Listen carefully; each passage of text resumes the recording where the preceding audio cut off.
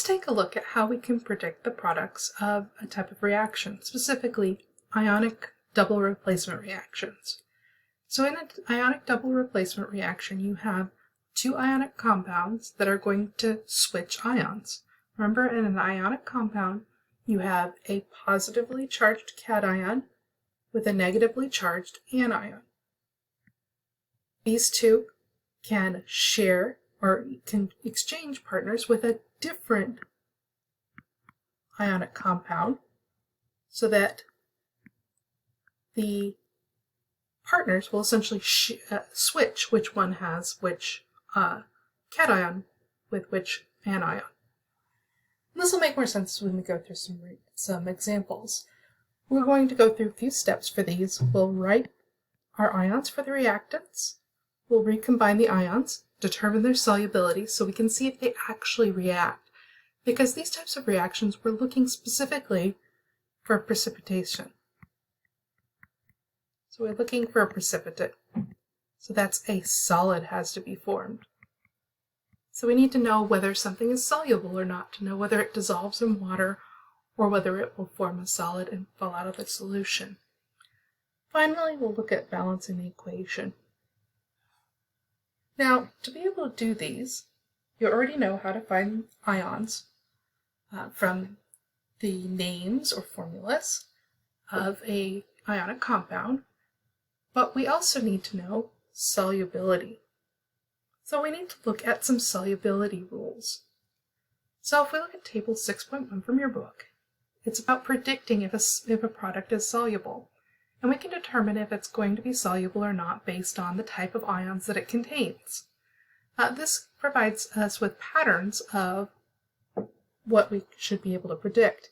If we have a soluble ionic compound, so that means that these are going to form AQ. So they're going to be aqueous, they're going to dissolve in water.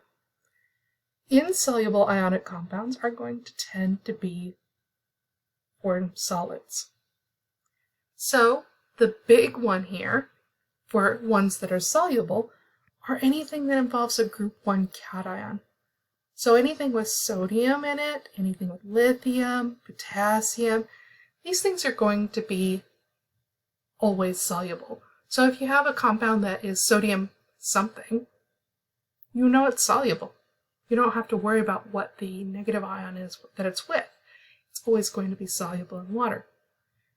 If we look at chloride, bromide, or iodide, these are all going to be soluble unless it's with silver, mercury, or lead. Kind of get the idea of how this works. Same with the fluorides, except with group 2 metal cations, so group 2A, lead 2, and iron 3. If we look at our acetate, our bicarbonate, our nitrate, and our chlorate, these are always soluble. So if you see that in your compound, then you know that it's soluble. That's why it's so important to identify what our ions are. And sulfates tend to be soluble, except for this kind of significant list of exceptions. The insoluble compounds are kind of the reverse of that. Carbonates, chromates, phosphates, sulfides. These are insoluble, so they'll form solids unless it's with that group 1 cations. So remember, there's no exceptions to those, so that makes sense. And ammonium.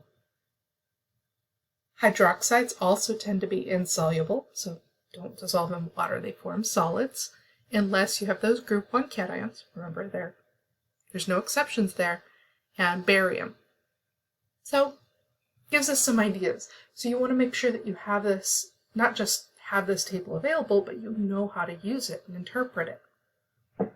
So, let's take a look at an example. Let's take a look at predicting the reaction and what the products of the reaction would be for sodium carbonate with iron 3 sulfate. So first, we need to identify what our reactants are and what the formula are for them. So sodium, we know sodium is Na+, carbonate, CO3, 2-,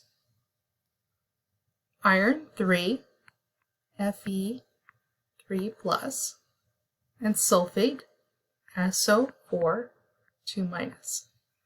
So the original formula of our compounds, we have sodium with carbonate, so there's a positive 1 with a negative 2. The lowest common multiple of those is 2, so I'm going to need 2 sodiums with my carbonate. If we remember from our solubility rules, sodium compounds are aqueous, so that's going to be dissolved in water. Iron, 3, and sulfate, the lowest common multiple between 3 and 2 is 6, so I'm going to need 2 irons, and I'm going to need 3 sulfates. Notice I put the parentheses around it, remember, to make sure that it's clear that I'm using 3 of this whole ion. If I look back at my solubility rules, there's nothing in these rules about iron 3, but I do see a rule here about sulfate. Sulfate, and there's no exception for iron 3, so this is going to be a soluble ionic compound. So I know that iron 3 sulfate is going to be aqueous.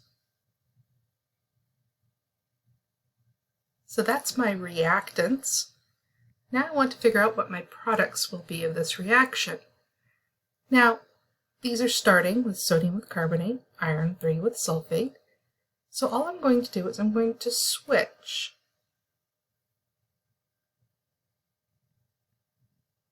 So iron 3 is going to combine with the carbonate, and sodium is going to combine with the sulfate. Okay, so they're just trading which positive and which negatives together. So let's look at what our products would be. So sodium with sulfate, that's going to be the lowest common multiple is 2, so I'm going to have Na2. Now I don't need my parentheses because I'm only going to have one sulfate here. So 4. We'll worry about the solubility in just a moment. Then we have Fe3, so iron 3 with carbonate, lowest common multiple is 6 again. So we have Fe2, CO3, 3. Now, sodium, group 1A, so it's always going to be aqueous. Iron 3 carbonate. Let's take a look at our solubility rules again. If I look at my carbonates, notice it's under the insoluble, so it's going to form a solid unless it's a group 1 cation or ammonium. Iron's not a group 1 cation, and it's definitely not ammonium. So our compound is going to be insoluble, so that means it's going to form a solid. This forms a solid. That means that this reaction does occur. I form a precipitate. So you really want to make sure that you're forming a solid here. If everything stays aqueous, there's no reaction occurring because there's nothing changing. So now that I know what the products will be, just have to balance my equation. I have 3 sulfates here on the left side of the equation, 1 sulfate here, so I'm going to put sulfate here. So now I'm going to have 6 sodiums, put a 3 here, so I have 6 sodiums, 3 carbonates, 2 iron 3s, 2 iron 3s. So always make sure that you've balanced. Do make sure and practice creating these equations, because it does take a little bit of practice.